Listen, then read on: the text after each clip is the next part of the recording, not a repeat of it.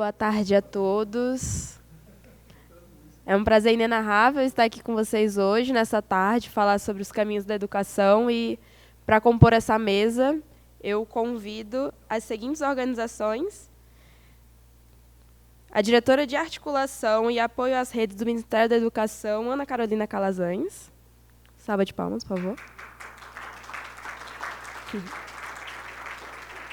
Representando a Anatel, o superintendente de planejamento regulatório, Nilo Pasquale.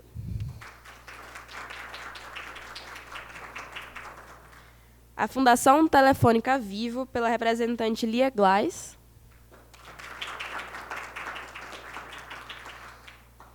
Qualcomm, a gerente de assuntos governamentais, Milene Franco Pereira. Pela Huawei do Brasil, CTO do governo, Ricardo Carisson Mansano. Representando a Ericsson, diretor de soluções e tecnologia, Paulo Bernardowski. Será um prazer mediar essa pauta de hoje, falar sobre os caminhos da educação e redes para a conexão. E me apresentando agora nesse momento, sou Beatriz Nascimento, presidente executiva da Brasil Júnior, a Confederação Brasileira de Empresas Júniores, que trabalha hoje com mais de 24 mil jovens universitários em todo o país, para formar, por meio da vivência empresarial, as próximas lideranças comprometidas e capazes de transformar o país em um Brasil empreendedor. E com a forte parceria com a Conex, estamos aqui hoje muito para viabilizar a inclusão produtiva no mercado de trabalho dessa juventude. É um prazer estar aqui com vocês hoje. E, introduzindo logo mais o tema, eu gostaria que os convidados se apresentassem, tivessem uma fala. Eu gostaria de começar pelo Ricardo. Boa tarde a todos. É um grande prazer estar aqui representando a Huawei.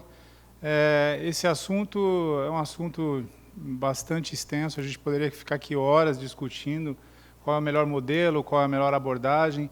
Eu acho que o objetivo principal aqui é mostrar um pouquinho do que a tecnologia, a gente tem falado muito na conectividade, no 5G, o que isso pode mudar realmente a educação no Brasil.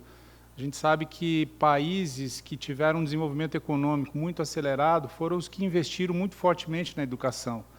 E hoje é impossível, praticamente impossível, mesmo com todos os desafios que nós vivenciamos aí durante a pandemia, e acho que até o Brasil conseguiu se sair muito bem em termos de conectividade para ensino à distância.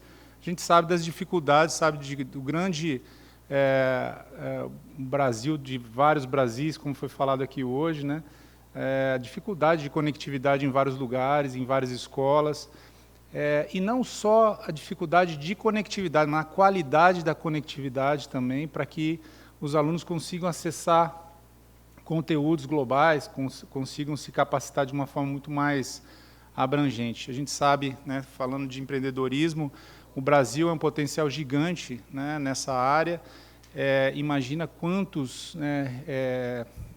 pessoas de muita capacidade a gente perde para outros países, justamente por uma falta de uma boa infraestrutura, de uma boa conectividade, de bons laboratórios e assim por diante. Acho que é um tema bastante abrangente.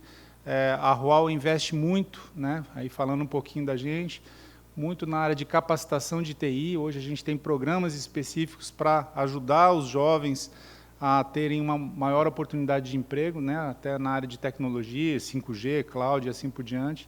Eu acho que esse é o caminho, né? Eu vou deixar depois para complementar um pouco mais. Obrigado.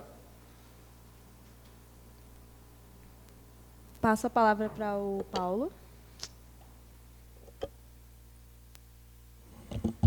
Boa tarde a todos. Muito obrigado ao Conexis pelo convite e a todos os presentes. Eu trouxe aqui, para fazer a abertura, um pouco da experiência da Ericsson, né, lidando com educação. Né. Só vou pedir ajuda com o slide, por gentileza.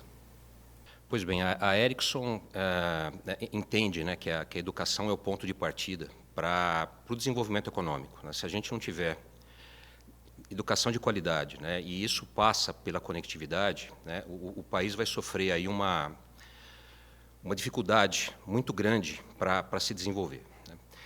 E existem duas iniciativas onde a Ericsson está engajada globalmente que nos trouxeram uma boa experiência em como fazer, né, em como fazer a conectividade na educação, né. O primeiro deles é o Giga Project, é uma iniciativa junto com a Unicef, né, e um dos resultados, né, que foram gerados por trás dessa iniciativa é esse paper em azul do lado direito da tela, né, que foi feito junto com a revista The Economist. Eu acho que assim, vale muito a pena, mas assim, se a gente resumir os resultados, né, foram 4 linhas prioritárias encontradas aí. O primeiro é a questão da colaboração. Colaboração entre o governo, entre o setor privado, para trazer, né, essa disponibilidade da conectividade, né, nas regiões mais remotas, né, com maior restrição de acesso. Né, e eu acho que a gente pode usar o leilão 5G como um excelente exemplo, né, com a existência do GAP, que endereça justamente nessa linha. A segunda linha prioritária é a questão de acessibilidade, né, e por acessibilidade a gente entende de um acesso de qualidade, né, uma banda larga estável, uma banda larga com uma velocidade mínima que permita o aprendizado, né. E também a questão do custo, que o custo seja acessível, né, o affordability. Não pode ser alguma coisa que limite o acesso à educação baseado em nível de renda. A terceira prioridade é, junto com o acesso, disponibilizar ferramentas para habilitar a educação, né. Então, a gente fala, não adianta só ter o acesso, né, é necessário ter ferramentas ali e professores treinados, né, preparados para usar essas ferramentas. E, por fim, proteger as crianças dos riscos, né, do acesso online, né. Assim, a questão da segurança também é bastante relevante. Então, eu convido a todos a darem uma olhada nesse material, ele é bastante rico e bastante útil. A segunda frente de trabalho da Ericsson é o projeto chamado Connect to Learn, né, que é uma iniciativa que trabalha justamente a questão da colaboração, né. A Ericsson, junto com operadores e os governos de diversos países, trabalham, né, a possibilidade de se levar acesso à educação a escolas mais distantes.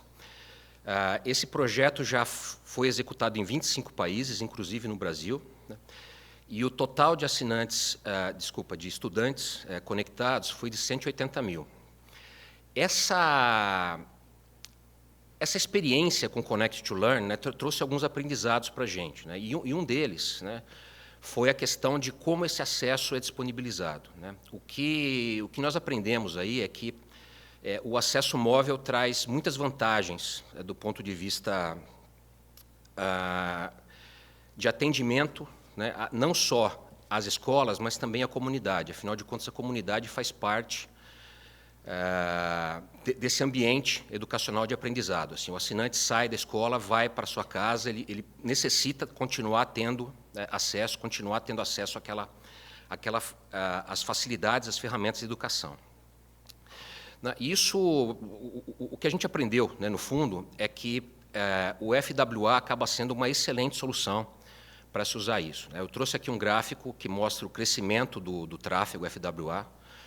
Isso não é educação, isso são assinaturas normais, mas o que a gente vê é que o FWA se consolida como uma alternativa. Ele já vem usando, FWA, para quem não conhece a sigla, é Fixed Wireless Access, o acesso fixo sem fio. Ele já vem sendo usado 4G e com a chegada do 5G ele se consolida, né? Assim, é uma excelente alternativa para se levar a internet às áreas rurais.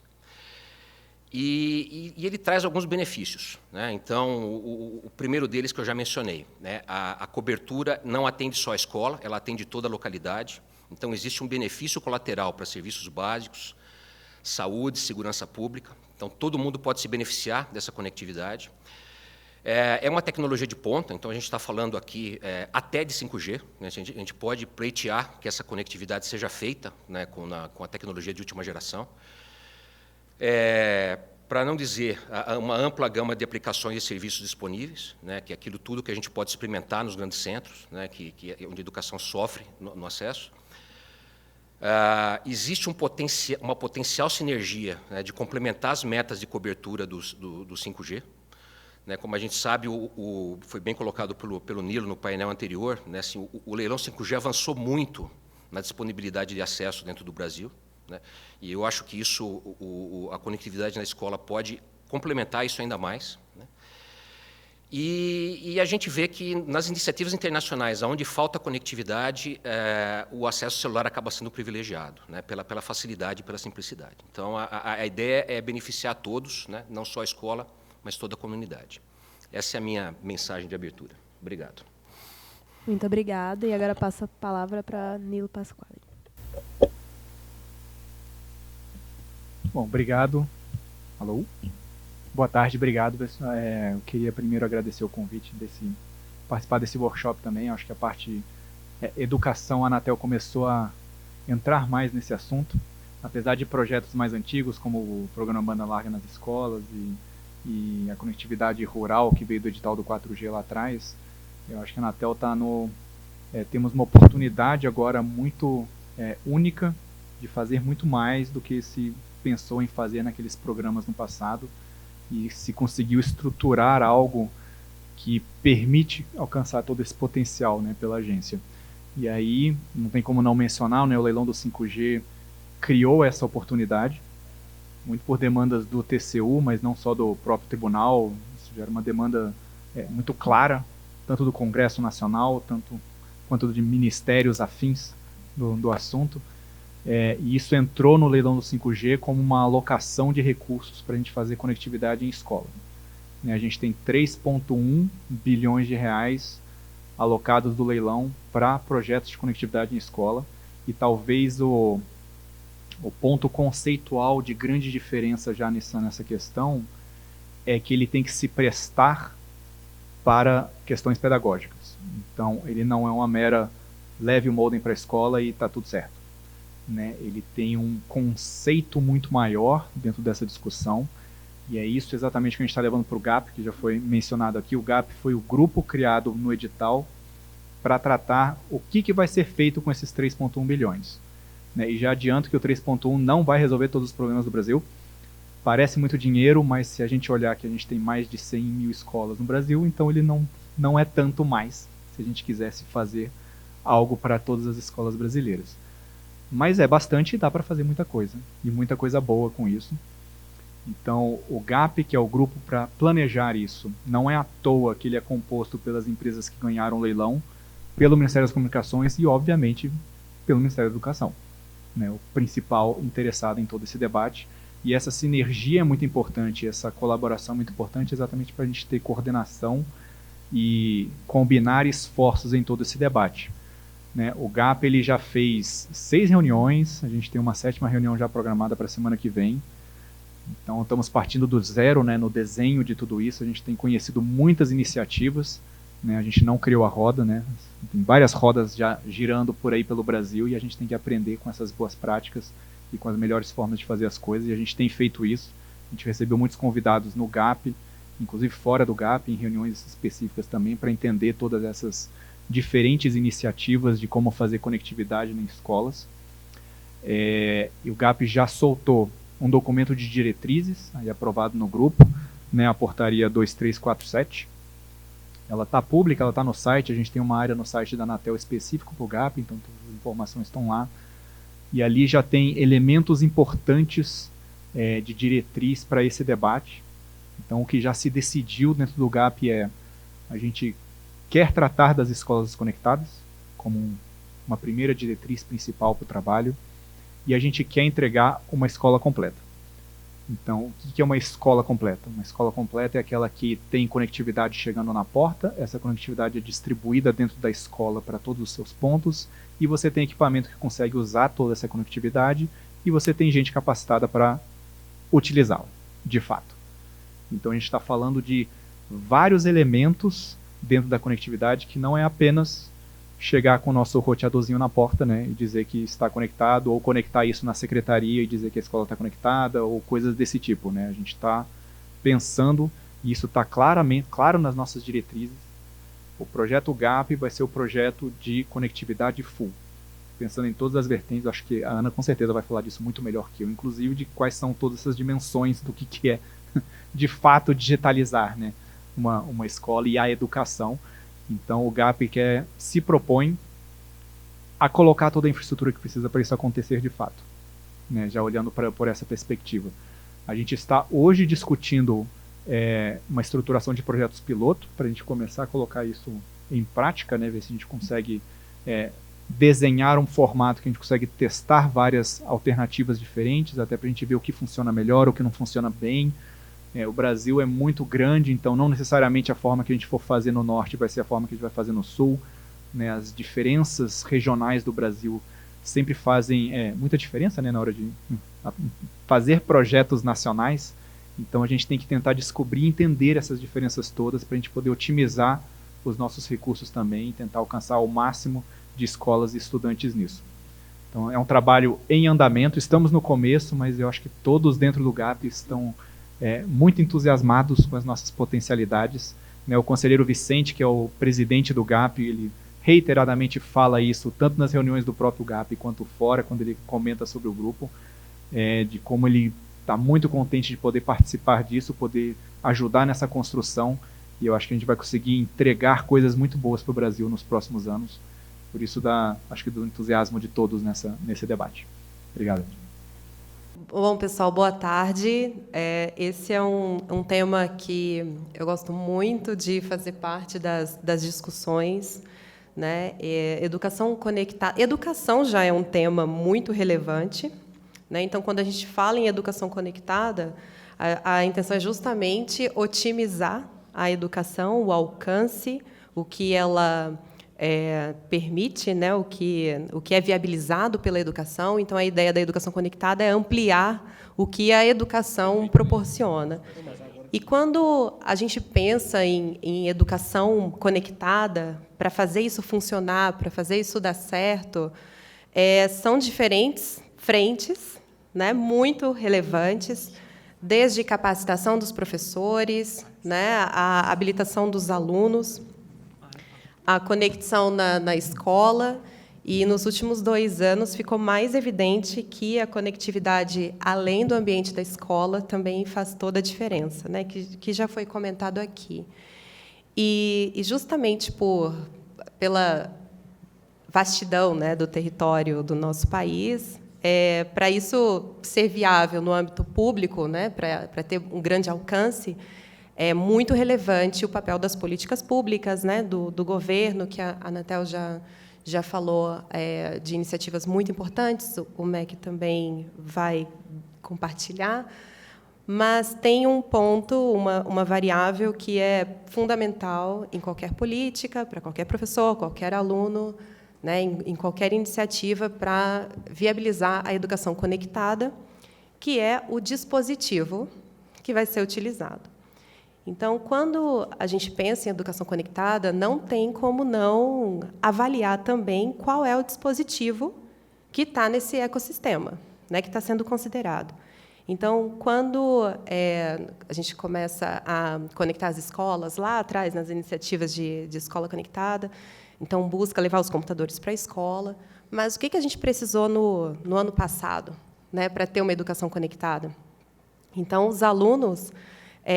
os computadores que estavam na escola precisou de alternativas para que os alunos continuassem a estudar. Então, nesse ponto, né, da relevância do dispositivo nesse ecossistema, que eu vou trazer algumas informações, inclusive algumas novidades em relação a isso, que podem contribuir ainda mais para que a educação conectada realmente possa trazer todos os benefícios que ela pode trazer, né? E que o dispositivo venha a ajudar e não seja uma barreira. Então, quando a gente pensa em qual dispositivo usar, a gente pode ser um smartphone, pode ser um desktop, um laptop, né? E um tablet.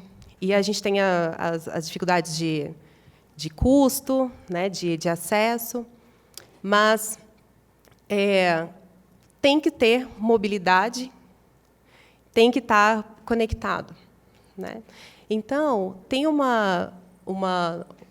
dispositivo que a Qualcomm lançou recentemente, né, e já estão chegando as primeiras unidades no Brasil, que é um laptop, né? Como que a gente faz para se conectar na internet com um laptop? A gente ou tem uma rede Wi-Fi disponível, ou a gente usa um dongle, né, para conectar a rede móvel. Esse ACPC, que é o dispositivo da Qualcomm, com o processador Qualcomm, na verdade, né, que, só para esclarecer, para quem não conhece muito bem a Qualcomm ela não tem o produto final, né? A gente desenvolve as tecnologias, temos o Snapdragon, que é o processador design Qualcomm, e esse processador vai nos dispositivos dos nossos parceiros, né? Que pode ser Acer, Samsung, diferentes fornecedores. Então, esse dispositivo a gente chama de ACPC, que é um Notebook Always Connected Personal Computers. Então, eles estão sempre conectados. E por que eles estão sempre conectados? É aí que vem a diferença. O dongle ele permite que você se conecte a uma rede móvel, mas um ACPC ele já tem o SIM card, então ele não precisa do dongle. Então, o computador ele tem o SIM card que pode ser, inclusive, embutido no dispositivo. Então, você basta ter a cobertura, que com as iniciativas, inclusive previstas no leilão, a cobertura vai ser ainda maior aqui no Brasil, então você vai ter ainda em mais localidades, né, praticamente todo o território. Então, você tendo esse SIM card lá, o computador ele estaria conectado em qualquer lugar. Então, por isso que é Always Connected. E, além disso, o processador tem outras funcionalidades. Essa é a principal, porque ela traz uma certa independência do Wi-Fi. Então, ele conecta o Wi-Fi, ele usa, né, no ambiente onde tem, mas, caso na casa do aluno não tenha uma rede Wi-Fi, ou ele vá fazer uma atividade fora da escola, no museu, alguma coisa, esse equipamento poderia estar junto. E, além disso, o processador traz benefícios em relação à bateria. Então, você fica independente de uma rede Wi-Fi e também independente de tomadas por um tempo bem mais extenso. E, além de outras funcionalidades relacionadas à inteligência artificial, então, a câmera, a parte de áudio, vídeo, e com conectividade 4G, 5G, além do Wi-Fi, totalmente compatível com as plataformas de ensino, né, do Google Classroom. Tem tanto o Google Chrome quanto o Windows, dispositivos nos dois. E um outro ponto muito relevante é a parte de segurança, que foi falada aqui, né, que a Ericsson comentou. Então, ele tem níveis o processador viabiliza níveis de segurança a nível corporativo. Tá? O fato de ter o SIM card dentro do computador ainda ajuda também na parte de segurança em relação aos dados que estão no dispositivo, né, e ao dispositivo em si, porque, caso algo aconteça com ele pode ser facilmente rastreado, né, sem poder remover o SIM card, no caso dos que têm o SIM card embutido. E a parte de gerenciamento por conta do SIM card embutido também é facilitada. E um outro ponto sobre esse dispositivo ainda é o fato dele ter a parte de armazenamento muito baseada em nuvem, o que torna esse computador, né, se acontece alguma coisa com ele, se ele quebra ou se ele é perdido, os dados eles estão intactos, o computador está todo intacto, você troca o hardware, né, o equipamento, a casca, e baixa ele de novo. Então, é um outro conceito que deixa ele mais fino, mais leve. Então, para locomover, ele realmente some no meio das coisas, né, do aluno. Esses já são benefícios adicionais. Então, a parte da escolha do dispositivo que vai compor esse ecossistema conectado, então, a gente entende que um dispositivo com essas características se encaixa muito bem e com um custo muito competitivo. Tá? As primeiras unidades ainda estão chegando no Brasil, mas a previsão é que não seja algo proibitivo, né? Que não possa ser considerado como parte de uma iniciativa. E, para concluir a minha fala, a gente entende também que o fato dele ter a conectividade, né, a parte do SIM card embutida, ele colabora também em relação à contratação por órgãos, né, do governo. A gente tem tido algumas reuniões e a gente vê que é um desafio. Às vezes, é feita uma licitação para o dispositivo, uma licitação para a conectividade.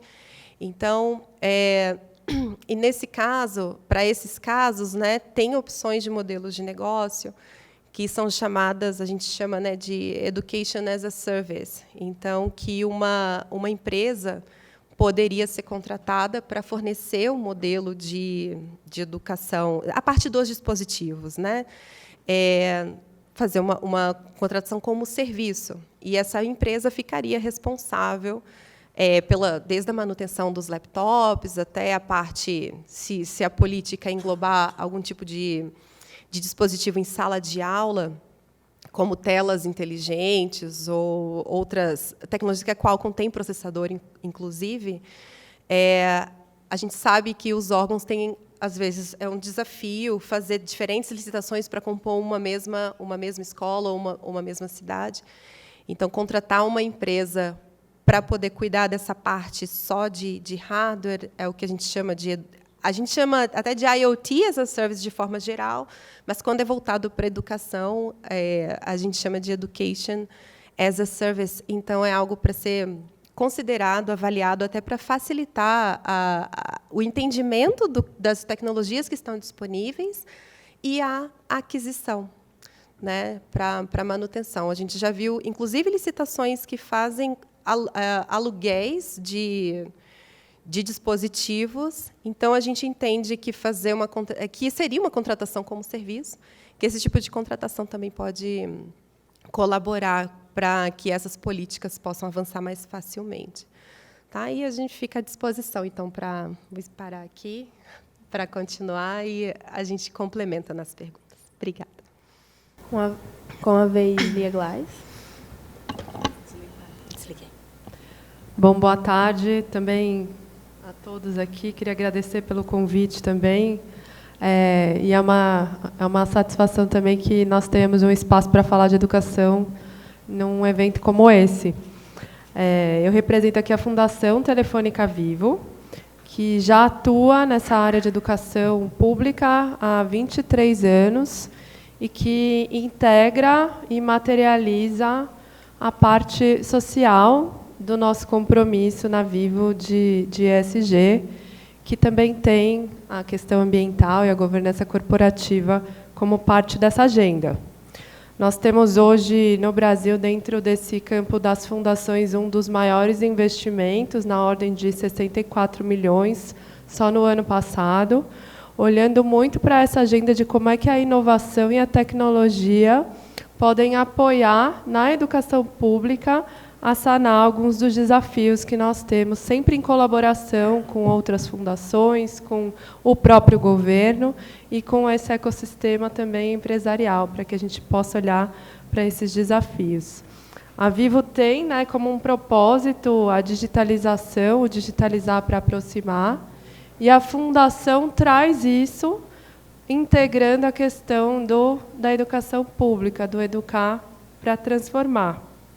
Nós sabemos que hoje existe um grande desafio na educação básica, principalmente na educação pública, que vem mesmo antes da pandemia, apesar de todos os avanços, e que mora muito na questão da aprendizagem, né? Hoje, de cada 100 alunos que entram no ensino fundamental, só 69 concluem o ensino médio, e, se a gente olhar para a aprendizagem, menos de 10 saem com a aprendizagem adequada em matemática, por exemplo.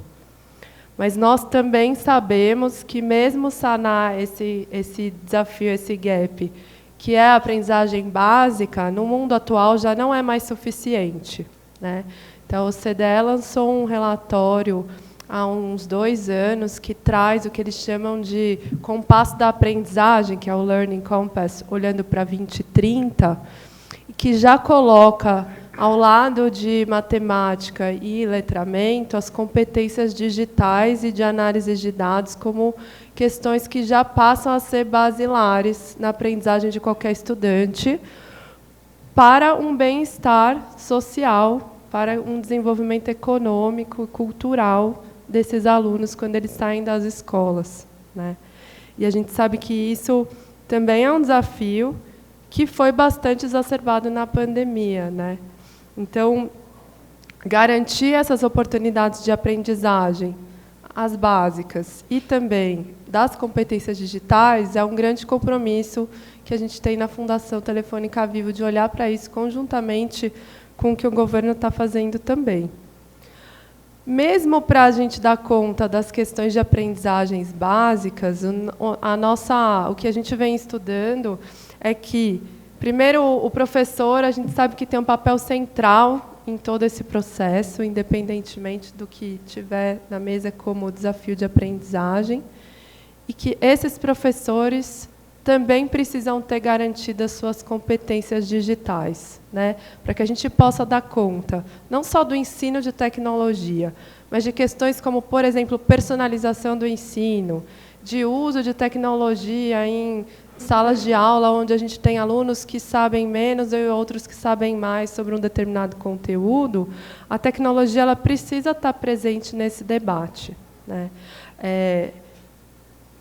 Para a gente suprir esse processo, no entanto, é claro que tem uma questão de infraestrutura, então conectar todas as escolas, olhando para questões pedagógicas, como a gente olhou aqui, mas tem uma questão também de formação dos nossos profissionais, né? Formação dos nossos professores e dos nossos gestores escolares. E a Fundação tem se debruçado sobre isso nos últimos anos e olhado para o que precisa acontecer de fato para que os nossos professores, como a gente pode contribuir, né, para que essas competências digitais sejam garantidas nas salas de aula.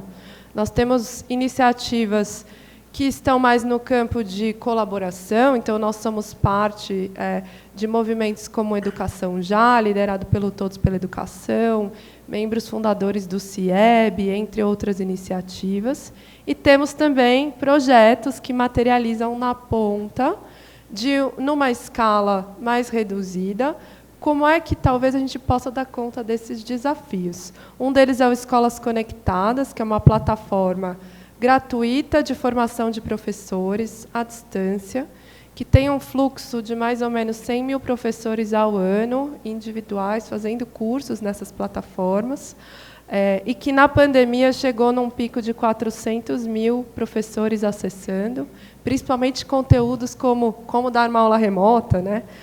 Ou questões socioemocionais.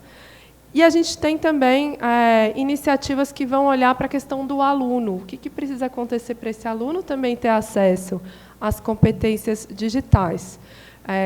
O PC Grande Tech, por exemplo, que é uma iniciativa presente em 6 estados, vem colaborando com os estados, no âmbito da reforma do ensino médio, a incluir, por exemplo, disciplinas eletivas nas áreas de pensamento computacional, programação, robótica, entre outros.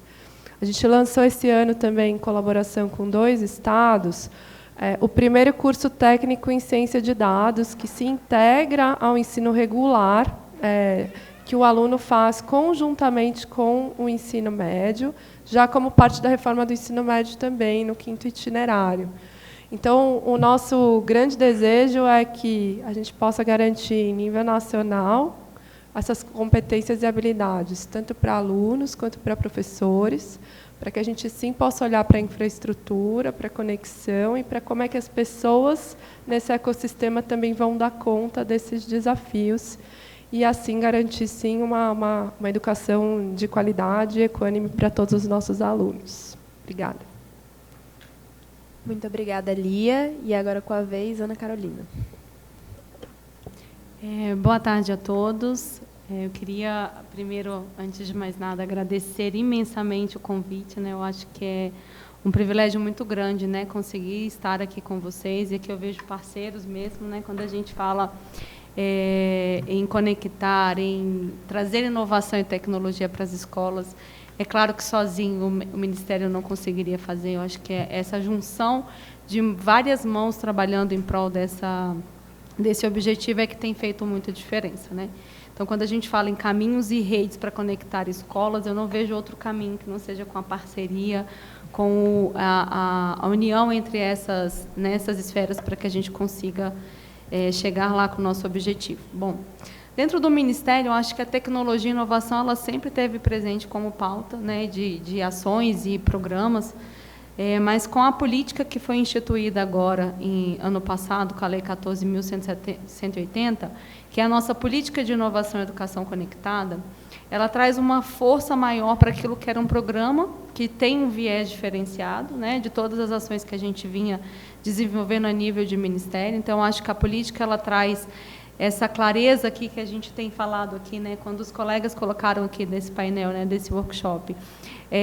Existem várias ações que precisam ser tratadas quando a gente fala em inovar. Eu acho que a escola, a educação, ela é muito carente. Nós tivemos agora no começo do ano, numa feira de tecnologia, e a percepção é que as indústrias, a saúde, vários atores estão muito mais avançados na prospecção de projetos, ações, pensando aí para a inovação, para a automatização de processos, e a educação ainda está bem atrás, né? Então, a gente olha escolas hoje onde a gente não tem. Eu falo isso porque eu tenho uma experiência de sala de aula, né? Eu sou professora aqui da rede do DF, né? Hoje eu estou como diretora no MEC, mas eu tenho experiência, costumo brincar com os meninos, a gente fala em inovação, muitos professores não usam nem o aparelho de som para fazer uma atividade em roda, né? Então, a gente precisa muito avançar na perspectiva de trazer realmente esse viés de inovação para as práticas pedagógicas, para a automatização das escolas, na questão da gestão de alunos, gestão de matrícula, gestão no dia a dia, no fazer do dia a dia, e também na automatização e na utilização de recursos de inovação e tecnologia para a prática pedagógica. Então, a gente realmente tem uma grande missão. Não é só conectividade, mas sim fazer essa mudança cultural, né? Hoje, quando a gente começa a perguntar assim, qual é o maior desafio hoje da educação? É a mudança cultural. É a mudança no olhar, que a gente tem muitas coisas sendo construídas, tem muita coisa inovando, tem equipamentos, tem estratégias, e isso tudo precisa reverter para a prática pedagógica, para a ação e para o uso, né? Então, a nossa missão é muito grande, né? Então, hoje a política ela tem quatro dimensões que são importantes acontecerem ao mesmo tempo. A primeira é a visão, ou seja, a rede precisa entender em que nível ela está e o que ela precisa fazer para que essa mudança cultural aconteça. E aí a gente perpassa pela questão da capacitação, não é só para professores, mas capacitar também a equipe pedagógica dessa escola, né? O merendeiro, o porteiro. Então, a gente precisa realmente atender não só a uma parcela, mas todo o conjunto que compõe essa escola, essa rede, né? Os profissionais que trabalham dentro das secretarias. Então, a gente tem trabalhado muito com capacitação, com disponibilização de ferramentas para que essas escolas consigam, para que essas redes consigam se capacitar. A gente tem aí o AvaMec, que é uma plataforma aberta de formação, onde tem mais de 3 milhões de cursistas, né? Então, ou seja, a gente tem 1 milhão de usuários, tem 158 cursos de capacitação aí disponíveis, né? E a gente tem muito orgulho de dizer que isso é aberto. Isso foi produzido para que as redes tivessem essa ferramenta para uso, né? Então, se eu sou uma rede e quero fazer o uso dessa plataforma na minha rede, colocar e aplicar os meus cursos ali, ela pode fazer. A gente tem plataformas de recursos educacionais digitais, que é uma das dimensões, não basta a gente capacitar, não basta a gente pensar, projetar e fazer um bom plano de mudança, se a gente não tiver material para isso, e aí tem os recursos, e a infraestrutura, né? A gente só consegue alcançar tudo isso se realmente tiver uma boa infraestrutura. E aí eu acho que o que é bacana no nosso projeto que a gente tem construído com o GAP e algumas experiências que a gente tem desenvolvido ao longo do projeto também da política, que são 2 grandes objetivos que a política tem, que é o que a gente tem empenhado em todas as ações hoje presentes dentro do Ministério, quando a gente fala de conectividade, inovação e tecnologia. Eu tenho 2 objetivos. O primeiro é apoiar realmente a conectividade. A gente precisa que essa conectividade chegue e que ela seja de boa qualidade, né? Porque não adianta, a gente tem aqui algumas ações de conectividade, como eu falei, nunca foi, né, falta de ação, sempre tiveram algumas iniciativas, mas que essa internet ela chegue de uma qualidade onde a gente possa reverter isso para boas práticas e automatização, né? A gente não consegue falar de automatizar processos, usar recursos pedagógicos bacanas na nossa prática pedagógica se eu tiver nada de conectividade, ou seja, uma conectividade que a gente não consegue nem abrir um e-mail, né? Então, essa é a nossa primeira grande objetivo. E o segundo é o uso disso na prática pedagógica. E aí, não é só na prática pedagógica do professor, mas na prática pedagógica em todos os aspectos. Para isso, a gente tem trabalhado muito ferramentas. A gente tem a ferramenta aí de avaliação que foi disponibilizado para as redes, usando tecnologia, inclusive de inteligência artificial na correção, né, e na entrega de resultados para o professor. Então, hoje, a nossa plataforma permite que o aluno desenvolva a atividade, tem um modelo de atividade pronta, ele consegue, o professor, a escola, imprimir esse recurso, cadastrar na plataforma, e a plataforma permite apresentar essa informação de forma imediata, com resultados, dando a possibilidade de remanejamento dentro das crianças, dentro do nível, para que a gente possa, então, fazer uma intervenção mais específica, com materiais disponíveis para uso. Então, isso tudo é tecnologia, né? E a gente percebe que a gente tem começado esse movimento no Ministério nessa gestão, e aí eu trouxe aqui para vocês um pouquinho de números, que é óbvio que a gente não consegue vir para um workshop e falar, olha, a gente tem trabalhado, né, tem muito, e eu falo, se esse ano a gente não conseguir alcançar a nossa meta de conectividade, a gente pode largar a mão, porque nós não vamos conseguir mais, porque hoje, graças a Deus, a gente tem muitas iniciativas, muitas ações sendo construídas, e o que eu acho bacana que elas têm sido feitas, essas construções hoje elas têm levado em consideração o diálogo e a tratativa coletiva, né? Não é uma ação estanque, ela tem feito isso, esse movimento tem acontecido entre os ministérios, entre as agências, para que a gente realmente, efetivamente, chegue em soluções que sejam efetivas para todas as escolas, né? Trouxe um pouquinho dos nossos números. Hoje a gente tem, quando a gente olha para o Brasil, e o censo, com certeza, vocês já devem ter explorado, alguns já conhecem esses números bem, nós temos aí 107 mil escolas que declaram que têm internet. E aí é que eu estou dizendo internet com qualidade, sem qualidade, né? Ou com baixa qualidade. 87 dessas escolas, 87 mil, elas têm internet de banda larga. E aí a gente tem aqui aquele subjetivo do que é banda larga, né? Porque com o medidor instalado, que é um baita de um software que a gente consegue medir isso dentro da escola, tecnologia aí, a gente percebe que, às vezes, a escola está com uma velocidade altíssima e declara que ela não tem velocidade, né? Então, a gente tem essa questão mesmo ainda da parte de conceitos e até do próprio entendimento. E dessas escolas, 39 mil usa essa conectividade para fins pedagógicos. Então, a gente percebe que, de fato, a gente precisa realmente mudar, né? Essa cultura que a gente tem hoje, né? O uso dessa tecnologia precisa realmente estar presente dentro da escola e na prática pedagógica, né? Então, um total de 137.132 escolas. A gente tem aí hoje, então, 29.920 que não têm conectividade, mas que também está sendo atendida, de certa maneira, programado para esse ano, né? Com a política, nós conseguimos mandar recursos para conectividade para 91 mil escolas. Então, essas 91 mil não estão refletidas nesse censo ainda, né? Então, por quê? Porque esse aqui é um censo de 21, ali do começo do ano, então a política atendeu até o final do ano mais escolas. Então, a gente viu nesse movimento, que com essa ação agora do MCOM, né, com a ampliação da conectividade via Wi-Fi, que a gente tem aí ações com a RNP, chegando com fibra também, Nós temos aí 8.340 escolas que vão ser conectadas com provedores, pela chamada da RNP agora recente, uma parceria MCOM e RNP. Temos 5.442 antenas que vão ser instaladas em ampliação também de antenas, e 500 que a gente fez com acordo com o Banco do Brasil. Vocês entendem quantas parcerias são instituídas e quantas ações são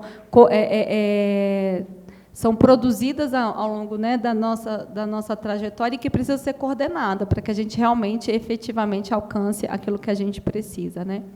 E aí a gente ficaria, então, com 15.638, esse é um número que não teria uma ampliação agora presente, mas desse número, 4.210 já foram atendidas ano passado pela política e provavelmente vão receber recursos para essa ação. E 3.267 escolas a gente ainda precisa, né, caminhar com elas aí no sentido de que elas não têm energia. E a gente tem feito um trabalho junto com o Ministério de Minas e Energia, mais o Ministério das Comunicações, para que essas escolas sejam atendidas ainda esse ano com energia nas ações que já estão aí vigentes. Então, a nossa expectativa é que essas escolas sejam atendidas pelo Ministério. E, caso não, elas estão previstas dentro do GAP, né? Dentro do atendimento do GAP, a gente também prevê um atendimento. E 8.161, então, seria o número de escolas que vai fazer parte desses projetos pilotos, né, tanto pelo GAP quanto pelo FUST. Então, a gente tem uma boa perspectiva, né? A gente tem aí números que nos faz acreditar que a gente vai conseguir alcançar a nossa meta. A gente tem uma meta aí, de a gente olhar até pelo FUST até 2024, mas a gente acredita que até 2023, com essa articulação e com todas essas ações que a gente tem visto acontecer, a gente vai conseguir alcançar essa meta. Claro que articulando, coordenando, planejando, fazendo algo bem estruturado, como a gente tem feito pelo GAP, né? Eu acho que a diretriz do GAP, nós construímos isso junto com o grupo, olhar para as escolas que não têm energia ou que não têm internet, mas, para além disso, olhar para aquelas que têm internet, mas ainda não está com a velocidade que a gente recomenda para uso pedagógico. Então, a ação vai ser não só para quem não tem, mas também para melhorar, né? E aí, para melhorar, a gente vai ter que atacar todos os problemas que a gente precisa enfrentar, né? Se tem infraestrutura, melhorar essa infraestrutura, e onde não tem, chegar. Então, para tudo isso, a gente tem pilotado grandes projetos. A gente entregou semana passada um projeto que a gente tem muito orgulho, que foi o Nordeste Conectado, então, com uma forma diferente dentro da política de se entregar, que é isso que a gente está propondo para o GAP, que é o conjunto, né? Então, você chega aí para o GAP um pouquinho mais, porque a gente chega até o equipamento. Hoje, no Nordeste Conectado, a gente chega com conectividade e infraestrutura, iluminando a escola inteira para as práticas pedagógicas, né? E aí, com essa proposta que a gente tem trago para o grupo, não só chegar com a conectividade só na escola, mas também entregar um pouco de aquilo que tem sido uma demanda, né? Nós não temos, além disso, não temos aparelhos ou equipamentos suficientes para fazer essa transformação. Então, a gente tem também trabalhado nessa perspectiva. E numa grande ata de registro de preço nacional que está sendo elaborado aí para esses equipamentos. Então, eu acho que isso vai fazer uma grande diferença aí para a gente dar esse start, né? Lógico que isso é só o começo de muitas coisas que a gente precisa ainda implementar, mas a gente tem a certeza de que o primeiro pontapé está sendo dado com todos esses movimentos, né? E eu acho que esse leilão do 5G, de fato, veio para acrescentar muito aí a tudo que a gente precisa aqui ainda, né, caminhar e trabalhar. Acho que nessa primeira apresentação não podia deixar de trazer um pouquinho aqui do que a gente está fazendo lá, né, no Ministério. Obrigada. Muito obrigada por todas as contribuições e pelo tempo. A organização acabou de falar comigo também. Eu gostaria de abrir para a plateia para ver se tem alguma pergunta nesse momento, para que a gente consiga dar caminhamento também.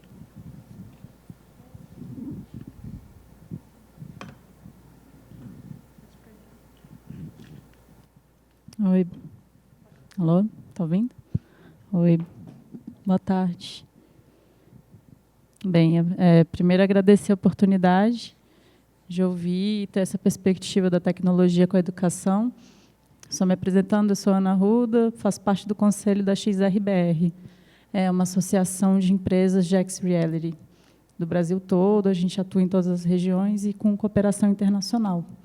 Um dos GTs nossos é exatamente sobre educação e sobre acesso e acessibilidade, especialmente de realidade aumentada e realidade virtual.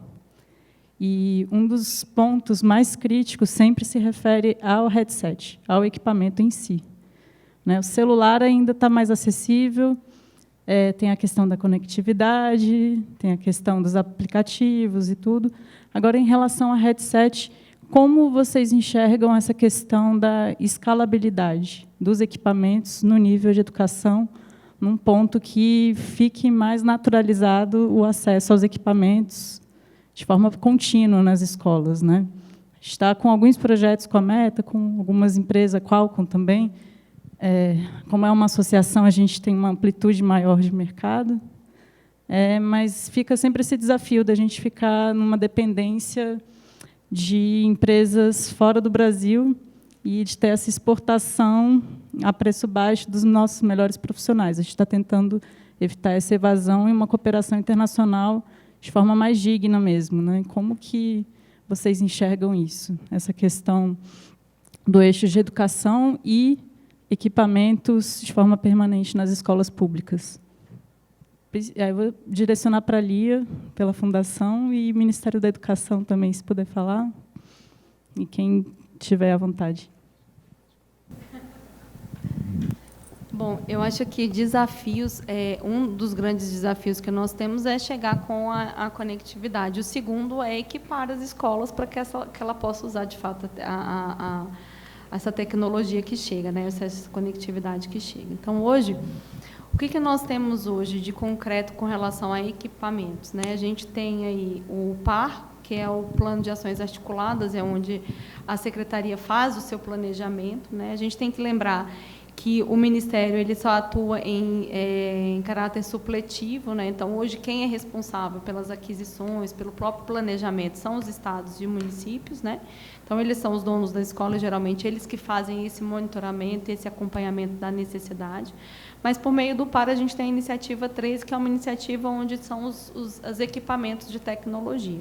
E é onde as escolas e as redes fazem ali a inserção da sua necessidade, né? E aí pode ser com recurso próprio, pode ser com investimento. Hoje a gente não tem previsto nenhum recurso para investir na aquisição, ou seja, a gente, né, tem o recurso que nós temos hoje, nós temos investido na parte de conectividade. Mas estamos trabalhando com essa ata de registro de preço nacional, que é uma demanda muito grande por parte dos estados, dificuldade de se fazer atas locais, né? De ter essa capacidade de comprar e a aquisição. Então, acho que por meio dessa ata isso vai ajudar bastante, né? Então, a primeira que a gente vai estar tentando liberar até o final do ano é a de equipamentos. E aí, eu acredito que com essa ata de equipamentos a gente já tem alguns recursos e emendas, eles vão conseguir fazer esse movimento de aquisição, né? Então, pelo nosso lado é isso.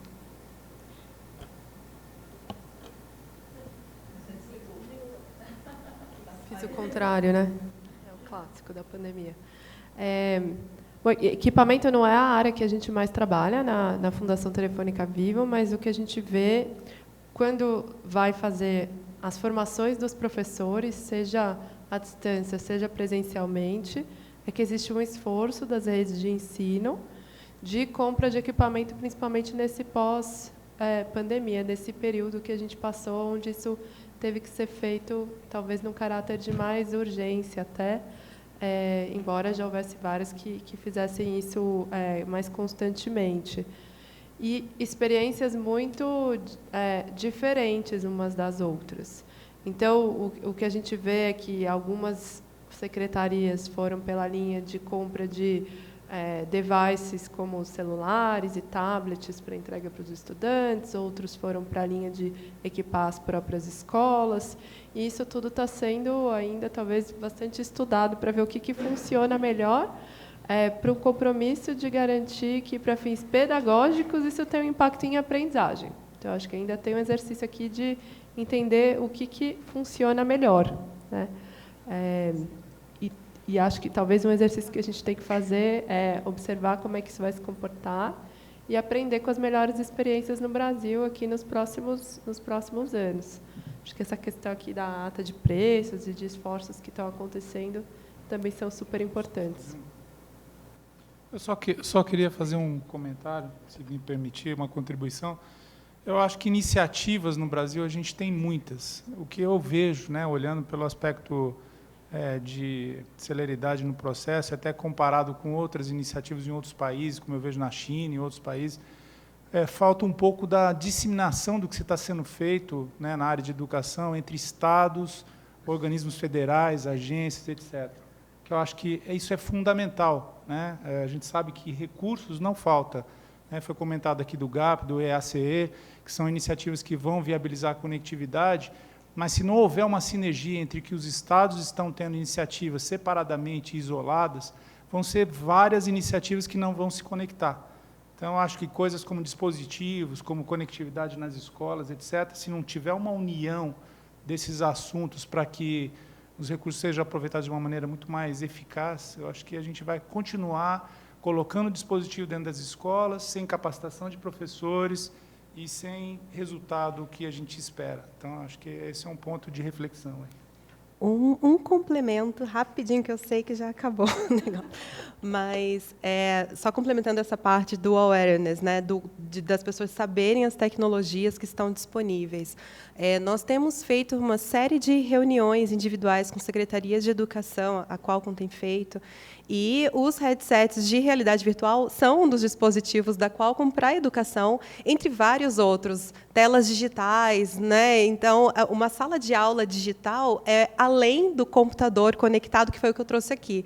Mas o que acontece é justamente isso, que eu percebo justamente o que ele acabou de falar, que a gente chega lá, às vezes, para falar assim, do computador, aí estende um pouco, e tudo isso é uma novidade. Então, como que a gente pode trazer, se já tem o desafio do dispositivo inicial, né, que seria qual é o mais adequado num ambiente que a gente tem essa conectividade se ampliando, os recursos disponíveis, qual o dispositivo que vai usar? Então, a gente já vai tentando orientar para poder fazer uma aquisição assertiva. Mas não é só o computador, não é só o ACPC que está disponível como recurso de equipamento para a educação. Tem os óculos de realidade virtual, que, se uma escola tem já poderia mudar o aprendizado de diversas matérias, né? Não só matérias voltadas para o digital, mas uma aula de biologia pode ficar muito diferente quando você pensa em realidade virtual. Então, realmente, de fato, acho que a disseminação do que tem disponível e também o que é necessário para ser feito, porque, às vezes, tem um receio muito grande em relação ao custo, ao tempo, à implementação, e isso acaba deixando as pessoas um pouco preocupadas. Então, acho que o awareness, o conhecimento, faz muita diferença. Muito obrigada pelas contribuições. A gente já está se caminhando para o final. Gostaria muito de agradecer ao Ricardo, ao Paulo, ao Nilo, Milene, Lia e Ana Carolina por toda a contribuição. Aprendi bastante também na pauta de hoje. E deixo aqui uma salva de palmas para os contribuintes.